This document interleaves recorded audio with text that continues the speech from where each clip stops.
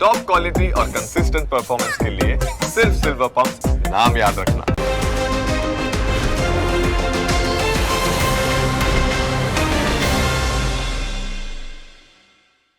Presented by trade bulls.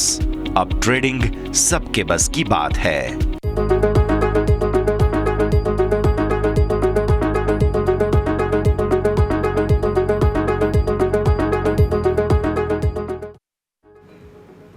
Hello, સ્વાગત છે આપ સૌનું ઓપનિંગ કેપિટલમાં. હું આપની સાથે યોમિક.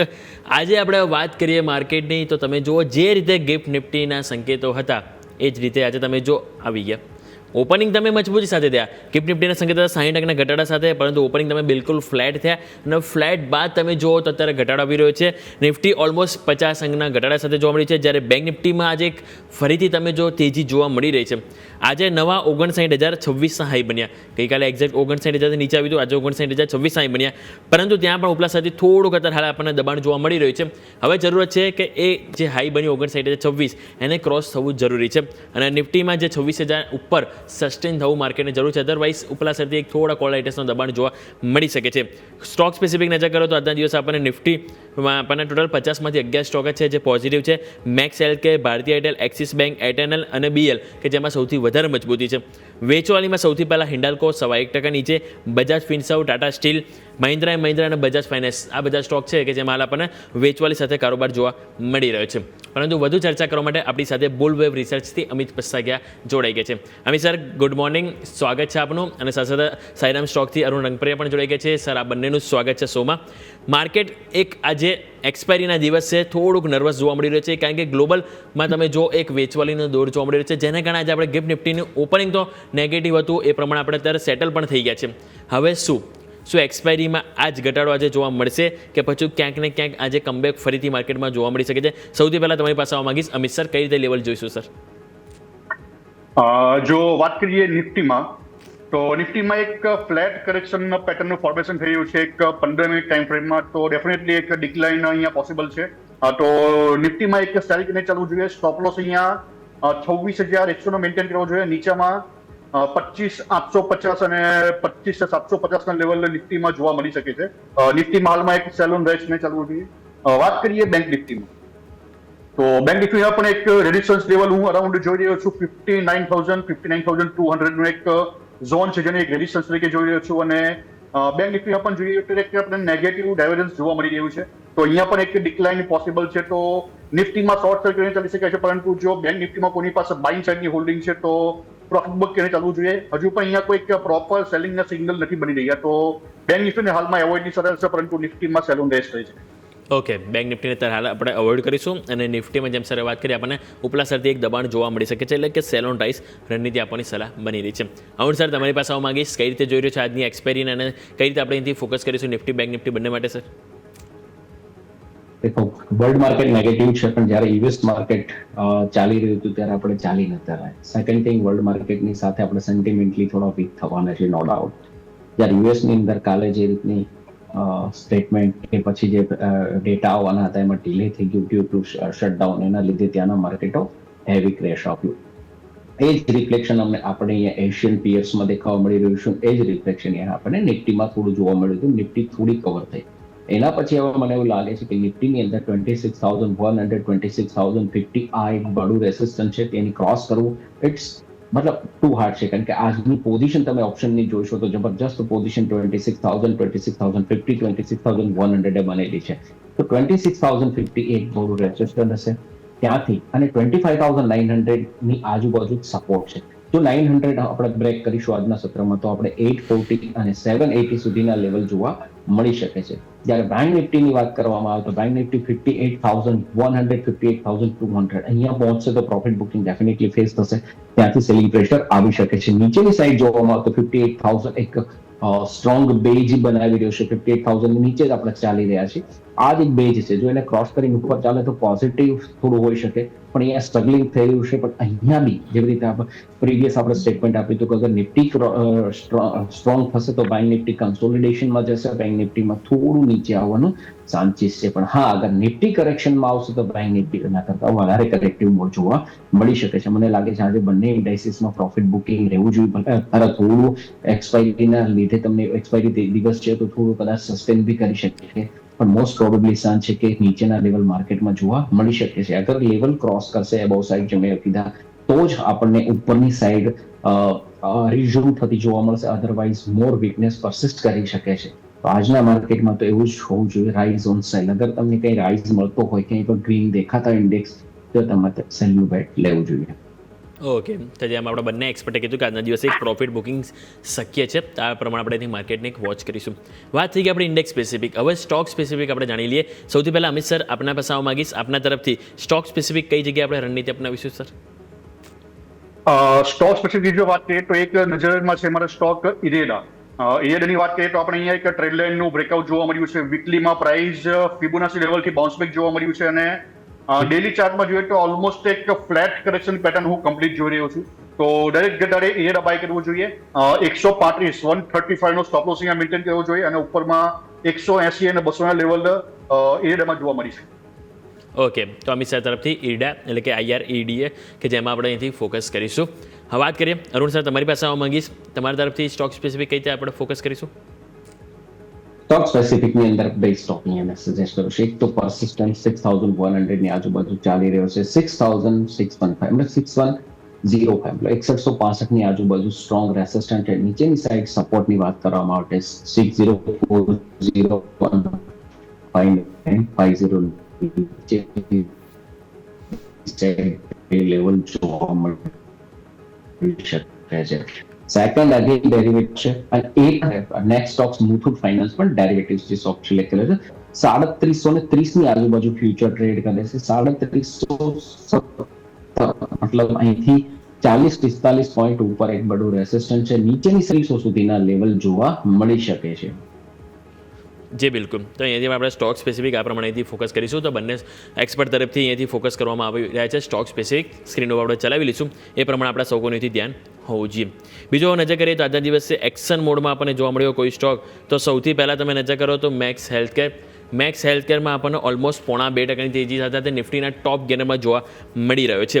તમારી પાસે લઈને આવવા માંગીશ અમિત સર, મેક્સ હેલ્થકેર કઈ રીતે જોઈ રહ્યા છો? આજે સૌથી વધારે તેજી આપણને નિફ્ટીમાં સ્ટોક હોય તો એ આપણને મેક્સ હેલ્થ સામે આવી રહ્યો છે સર. મેક્સ હેલ્થ ઉપર નજર કરીએ તો અહીંયા આપણે એક ડબલ બોટમ પેટર્નનું ફોર્મેશન છે, અને અહીં ત્યાંથી આપણે એક રિવર્સલ જોવા મળ્યું છે. પરંતુ જો હજુ પણ જોઈએ તો પ્રાઇસ એક ટ્રેડ લાઇન નીચે ટ્રેડ કરી રહી છે, અને પ્રોપર બ્રેકઆઉટ નથી મળી રહ્યા. અને આ સ્ટોક માટે બ્રેકઆઉટ લેવલ હું જોઈ રહ્યો છું અરાઉન્ડ 1170 નું. તો એકવાર 1170 ના જો બ્રેકઆઉટ થશે ત્યારબાદ પ્રાઇસમાં એક અપસાઇડની મોમેન્ટમ જોવા મળી શકે છે. તો એકવાર નવી એન્ટ્રી માટે 1170 ના લેવલની બ્રેકઆઉટની વેટ. ઓકે, તો અહીંથી લેવલ સ્પેસિફિક આપણે ફોકસ કરીશું. મેક્સ હેલ્થકેર બ્રેકઆઉટ માટેથી રાહ જોઈશું. બીજું આપણે જોઈએ તો ટોપ લૂઝર્સમાં જે બજાજ ગ્રુપ હાઇલાઇટ થઈ રહ્યું છે, બજાજ ફિન્સર્વ અને બજાજ ફાઇનાન્સ બંનેમાં તમે જુઓ તો આજે આપણને 1% નજીક વેચવાલી જોવા મળી રહી છે. તો અરુણ સર, અહીંયા કોઈ રણનીતિ આપણે અપનાવી જોઈએ ઘટાડે ખરીદીની, કે પછી વેઇટ કરીશું sir? Yes, Bajaj finance perfectly આપણે જ્યારે વાત કરતા હતા લાસ્ટ ટાઈમ ત્યારે 6 to 7% માઇનસ હતું, અને 1040 1035 ની આજુબાજુ ચાલી રહ્યો હતો. ત્યારે પણ આપણે કહ્યું હતું કે આ સ્ટોક્સની અંદર જે નીચેના લેવલ છે 950 930 હજી બી અહીંથી 7 to 8% કરેક્ટ થાય તો આ સ્ટોક્સની અંદર એન્ટ્રી લઈ શકાય. ઉપરની સાઈડ યા તો ફિર સ્ટોક્સ વાપસ 1080 ઉપર છે તો લેવાનું. અધરવાઇઝ જે 1080 થી લઈને 950 સુધીના 100 પોઈન્ટની રેન્જ છે, 100 પોઈન્ટની રેન્જ એક કન્સોલિડેશન રેન્જ યા તો ફિર એક ડિસાઇસિવ રેન્જ ના કહી શકાય. હજી બી મને લાગે છે કે એમાં થોડું કરેક્શન પેન્ડિંગ છે, હજી બી એ સ્ટોક્સ નીચે જઈ શકે છે. ઓકે, તો આપણે વાત થઈ હતી સ્ટોક સ્પેસિફિક બજાજ ફાઇનાન્સ કે જ્યાં આપણે સૌનું ફોકસ રાખીશું. આજના દિવસે નવા 52 હાઈ બનાવવાના ટોટલ 12 સ્ટોક છે. એમાં સૌથી પહેલો જો વાત કરીએ તો GMR એરપોર્ટ 3.5% તેજી સાથે આપણને જોવા મળ્યું છે. અમિત સર, 100 રૂપિયાની ઉપર આજે ફાઇનલી ક્રોસ ઓવર જોવા મળી રહ્યું છે, અને તમે જો ઇવન ઓલરેડી ઇનસાઇડ બાર પણ બની હતી ડેલી ચાર્ટમાં એક હડલ હતું. અગાઉ પણ આપણે જોઈએ 95 રૂપિયા આજુબાજુ સ્ટોકમાં 2-3 વખત હડલ આવી, અને ફાઇનલી એને પાર તમે જો એક કારોબાર ગયો અને સ્ટોકમાં સારી એવી તેજી નવા 52 હાઈ બનતા જોવા મળે છે. શું રણનીતિ અપનાવી જોઈએ? નવી ખરીદી કરવી જોઈએ કે નહીં, અને જેની પાસે હોય હોલ્ડ કરવું જોઈએ કે નહીં સર? GMR એરપોર્ટમાં જો નજર કરીએ તો ઓલમોસ્ટ એક રાઇઝિંગ વેજ પેટર્નનું એક ફોર્મેશન થઈ રહ્યું છે, અને એક ડબલ ટોપ પેટર્ન પણ અહીંયા ફોર્મેશન થવા જઈ રહી છે અને 103 એક રેઝિસ્ટન્સ લેવલ જોઈ રહ્યો છું. નવી એન્ટ્રી માટે તો હાલમાં એક અવોઇડની સલાહ છે, પરંતુ જો કોઈની પાસે હોલ્ડિંગ છે તો એક 95 નો સ્ટોપ લોસ અહીંયા ટ્રેડ કરવો જોઈએ અને ઉપરમાં 103 અને 113 ટાર્ગેટ માટે હોલ્ડ. ઓકે, તો ઓવરલાઈનથી આપણે વાત થઈ જીએમઆર રિપોર્ટ કે જ્યાં આપણા સૌ કોઈથી ફોકસ હોવું જોઈએ. તો આવો દર્શકો સમય થયો છે એક બ્રેકનો. બ્રેક લઈશું, બ્રેક બાદ ચર્ચાને આગળ યથાવત રાખીએ.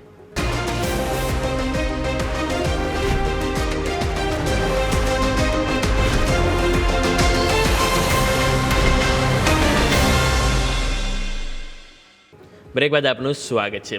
સ્ટોક સ્પેસિફિક આપણે વાત કરી રહ્યા હતા, જેમાં આપણે એક વધુ સ્ટોક અહીંથી વાત કરવી છે મારે છે Mangalore refinery and petrochemicals limited એટલે કે MRPL.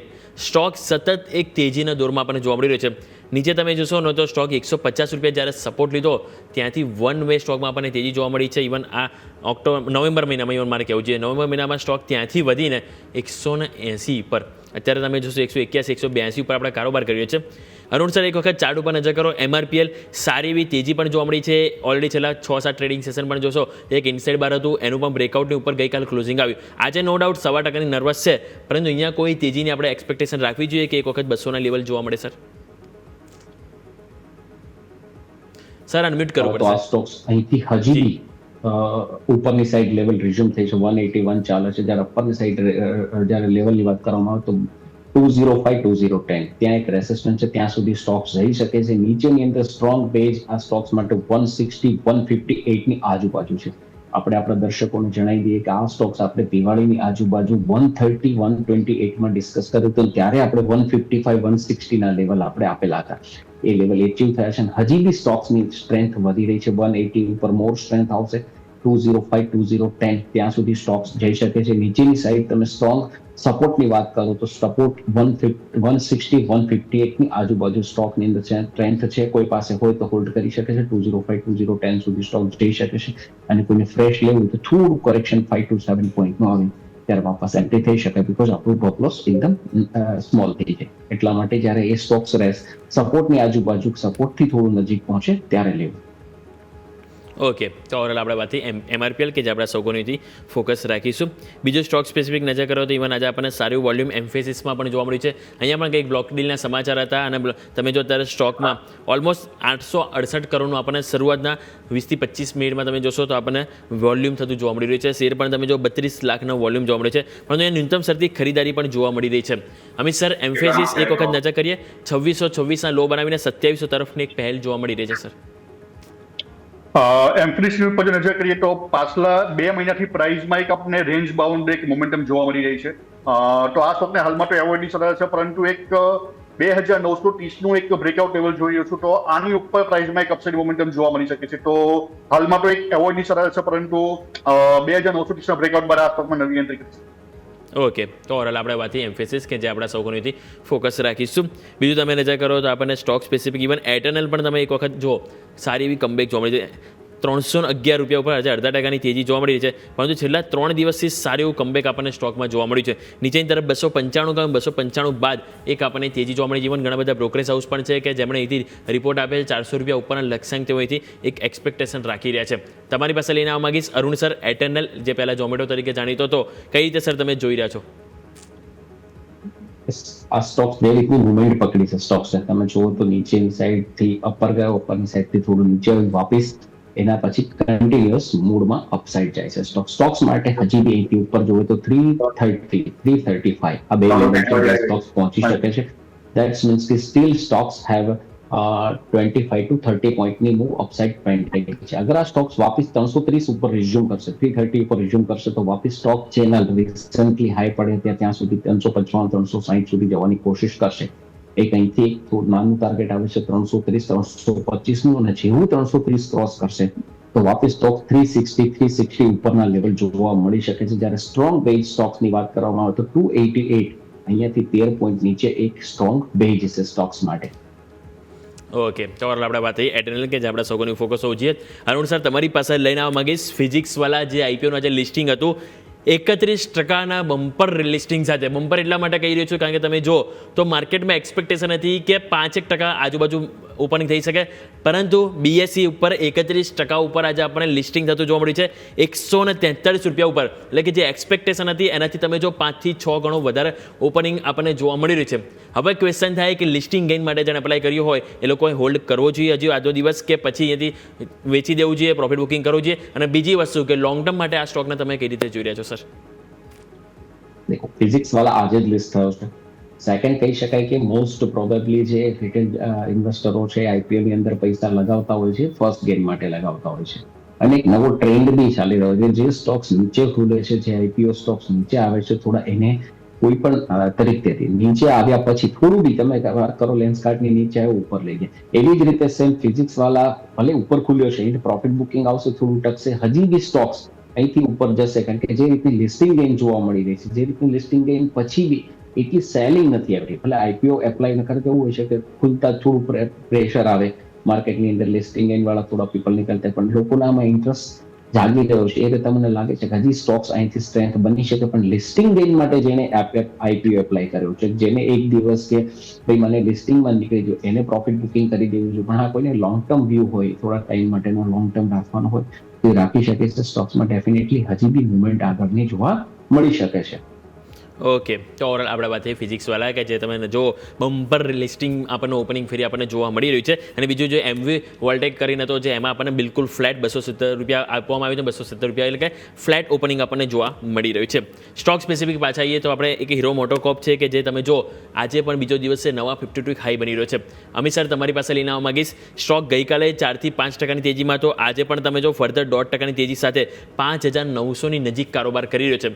લાગે છે કે બહુ જલ્દી જ આપણને 6,000 ઉપર આપણને આ સ્ટોક જોવા મળે સર? ડેફિનેટલી એક રાઉન્ડ બોટમ અપ પેટર્નનું એક ફોર્મેશન થઈ રહ્યું છે અને ઓલમોસ્ટ કમ્પ્લીટ જોઈ રહ્યો છું હીરો મોટર્સમાં. જો કોઈની પાસે હોલ્ડિંગ હોય તો હોલ્ડ કરીને ચાલવું જોઈએ. એક શોર્ટ ટર્મમાં એક 6,000 અને એનું જો પ્રાઇસ એની પર સસ્ટેન તો ઉપરમાં 6,500 અને 6,700 લેવલ હીરો મોટર્સમાં જોવા મળી શકે છે. નવી એન્ટ્રી માટે તો હાલમાં એવોર્ડ નીચે રહે છે, પરંતુ જો કોઈની પાસે હોલ્ડિંગ હોય તો 5,500 નો સ્ટોપ લોસ અહીંયા મેન્ટેન કરવો જોઈએ અને હોલ્ડ રાખવું જોઈએ. ઉપરમાં 6,500, 6,700 ટાર્ગેટ. ઓકે, તો આપણે એ વાત થઈ હીરો મોટોકોર્પ કે જેમાં વ્યૂ પોઝિટિવ છે, ફોકસ કરીશું. નિફ્ટી 500માં તમે નજર કરો તો માત્ર 101 સ્ટોક છે જે પોઝિટિવ છે, બાકી 400 ની નજીક સ્ટોક આજે એક નેગેટિવ કારોબાર કરે છે. એટલે કે ત્યાં પણ આજે આપણને દબાણ જોવા મળી રહ્યું છે. સૌથી વધારે દબાણ જોઈએ તો કેનેસ ટેકનોલોજીમાં જોવા મળે છે, 4.5% ઘટાડો જોવા મળે છે. ઇવન આ અઠવાડિયું પણ તમે જો સ્ટોક આપણને 4% તો ઘટ્યો જ છે. મહિનામાં પણ તમે જોશો 11 થી 12% નેગેટિવ રિટર્ન જોવા મળ્યું છે. કેનેસ ટેકનોલોજીને સર તમે કઈ રીતે જોઈ રહ્યા છો? અરુણ સર, તમારી પાસે લઈને આવવા માંગીશ. ઘટાડો આવે છે, તમે જુઓ તો ઓલમોસ્ટ 6,500 આજુબાજુ હતો, ત્યાંથી સ્ટોક અત્યારે 6,000 ની પણ નીચે આવી ગયો છે. અહીંયા કોઈ ખરીદી તમે જગ્યા જોઈ રહ્યા છો સર?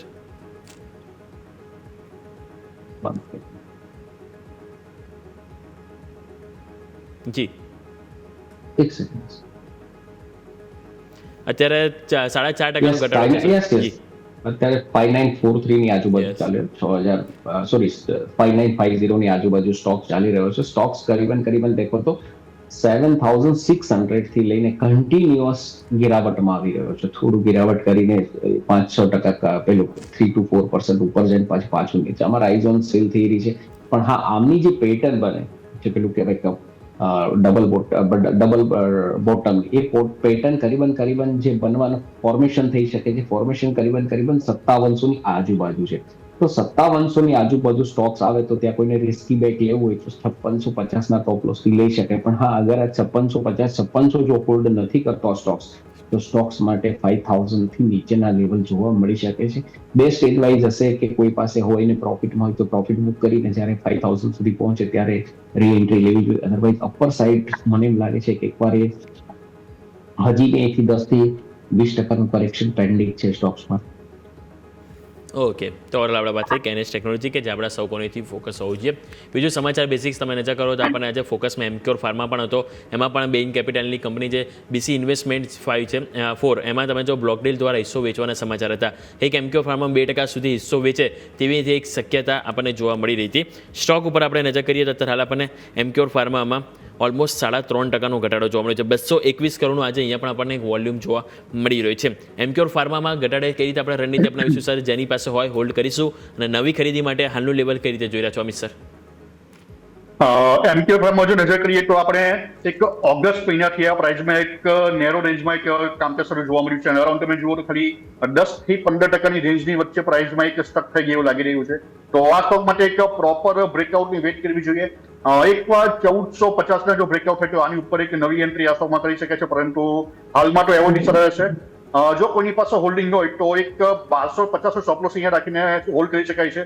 1250 નું જો એક બ્રેકડાઉન થશે તો એક ફર્ધર ફોલ પોસિબલ છે. તો હાલમાં એક રેન્જ સ્પેસિફિક આ સ્ટોક માટે કામ કરવું જોઈએ, એક લેવલ સ્પેસિફિક કામ કરવું જોઈએ.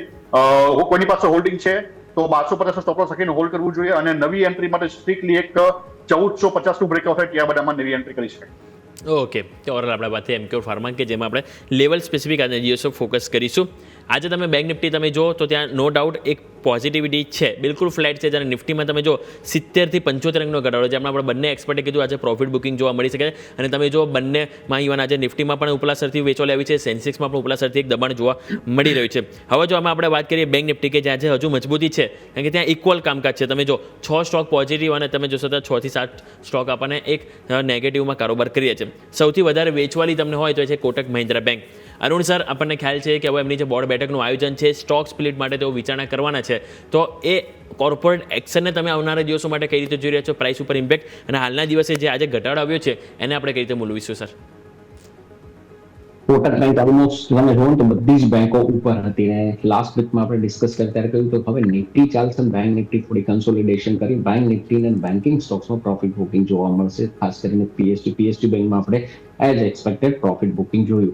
હવે મને લાગી રહ્યું છે કે પ્રાઇવેટ બેંક જે રીતની બેંક નિફ્ટીને હવે સમજો કે ગ્લોબલ સાથે યા તો કે નિફ્ટી ગ્લોબલ માર્કેટ સાથે આપણે તાલમેલ મિલાવો છે, ગ્લોબલ માર્કેટ જે રીતે પ્રોફિટ બુકિંગ આવી રહ્યું છે એ જોતા એવું લાગે છે કે નિફ્ટી અને સ્ટોક્સ માર્કેટને હવે થોડું કન્સોલિડેશન અને પ્રોફિટ બુકિંગની જરૂર છે. એમાં પણ કોટક બેંકના કોઈ ન્યૂઝ આવી રહ્યા છે. કોટક બેંક આજે માઇનસ બી છે, કરીબન 0.5% આજુબાજુ. મને લાગે કોટક બેંકની અંદર બી એક ખાસું એવું પ્રોફિટ બુકિંગ એક્સપેક્ટેડ છે. Note on the Kotak bank, બધી જ બેંકોની અંદર એક થોડું પ્રોફિટ બુકિંગ કન્સોલિડેશન એક્સપેક્ટેડ છે. એમાં કોટક બેંક પણ આવી ગઈ. ઓકે, તો આપણે વાત થઈ કોટક મહિન્દ્રા બેંક કે જેમાં આપણા સૌ કોઈથી ફોકસ હોવું જોઈએ. માર્કેટ તમે જો ઉપલા સ્તરથી ઘટાડા સાથે નિફ્ટી ઓલમોસ્ટ સેન્ચુરી લગાવી રહ્યું છે. 100 અંકનો ઘટાડો 25,918 ઉપર કારોબાર આવી ગયો છે. બેંક નિફ્ટી પણ તમે જુઓ તો ત્યાં પણ 59,000નું લેવલ આજે ક્યાંક ને ક્યાંક પ્રોબ્લેમ આપી રહી છે, ઉપર સસ્ટેન તો નથી જ થઈ રહ્યું. મિડ કેપ સ્મોલ કેપ તમે જુઓ તો મિડ કેપમાં અત્યારે આપણને 60,924 અને સ્મોલ કેપમાં પણ તમે જોશો તો આપણને 0.5% ઘટાડો જોવા મળે છે. એક વખત ચાર્ટ ઉપર જોઈ લઈએ મિડ કેપ 100. અમિત સર તમારી પાસે, કારણ કે 61,000નું લેવલ છે, છેલ્લા 2-3 દિવસથી સાચવી રાખ્યું અને 60,400-500 લેવલ જ્યારથી ક્રોસ કર્યું, સ્ટોક એક સારી એવી તમે જોશો ને ઇન્ડેક્સ તેજીમાં હતો, પરંતુ આજે અહીંયા પણ એક નફા વસૂલી જોવા મળી રહી છે. તો જેમ તમારો માર્કેટ પર નેગેટિવ વ્યૂ છે, સો મિડ કેપ ઉપર પણ નેગેટિવ વ્યૂ છે, અહીંયા પણ તમે પ્રોફિટ બુકિંગ એક્સપેક્ટ કરી રહ્યા છો સર? મિડ કેપ 100 ની જો વાત કરીએ તો અહીંયા 60,900 નું એક રેઝિસ્ટન્સ લેવલ છે અને ત્યાં એક ડબલ ટોપ પેટર્નનું પણ ફોર્મેશન થઈ રહ્યું છે. સાથે એક નેગેટિવ ડાયરેક્શન પણ જોવા મળી રહ્યા છે. તો જો અહીંયા એક વીકલી બેસિસ પર કોઈ રિવર્સલ પેટર્ન મળે છે, એક કેન્ડલસ્ટિકમાં કોઈ પણ રિવર્સલ, તો એક ફોલ પોસિબલ છે. પરંતુ જો 60,900 ની પ્રાઇસ સસ્ટેન રહે છે વીકલી બેસિસ ઉપર, તો ઉપરમાં 62,400 અને 64,500 સુધીનું લેવલ મિડ કેપમાં જોવા મળી શકે છે. તો હાલમાં તો જેની પણ પાસે મિડ કેપમાં હોલ્ડિંગ હોય સ્ટોક્સમાં, તો જેમાં પણ એક રિવર્સલ અથવા ટ્રેન્ડલાઇનને બ્રેકડાઉન મળે તો એક એક્ઝિટની સલાહ રહેશે, ટાર્ગેટ આવી ગયા તો એક્ઝિટની સલાહ રહેશે. એક ડબલ ટોપ પેટર્નનું ફોર્મેશન મિડ કેપ 100માં possible.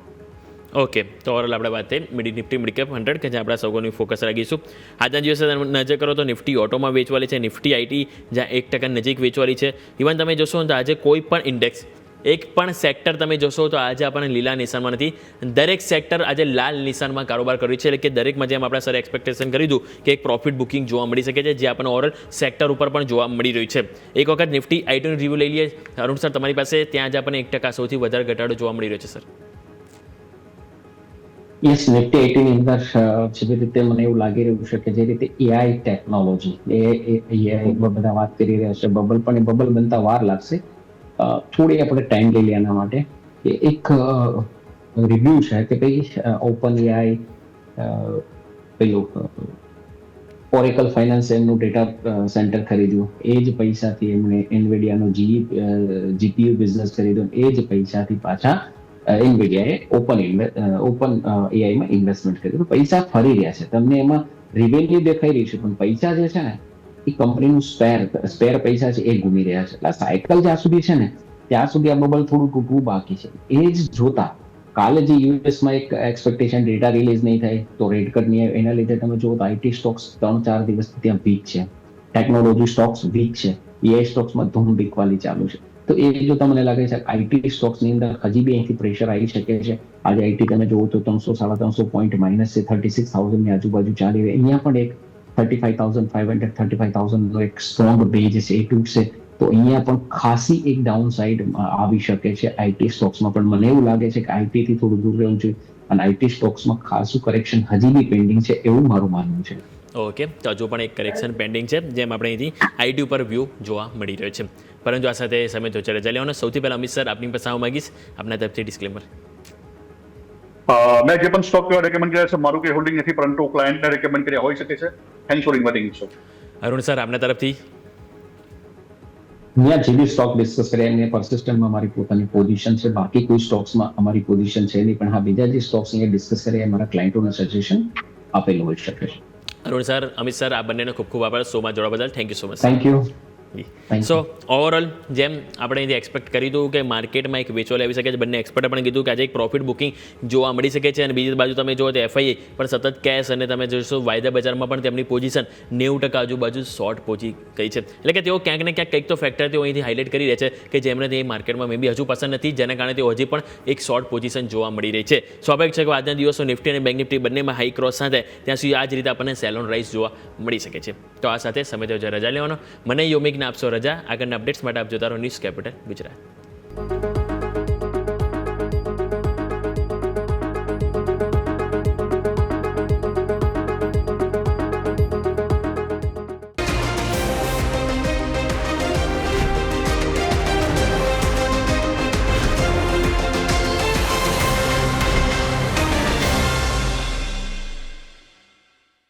Presented by trade bulls. अब ट्रेडिंग सबके बस की बात है.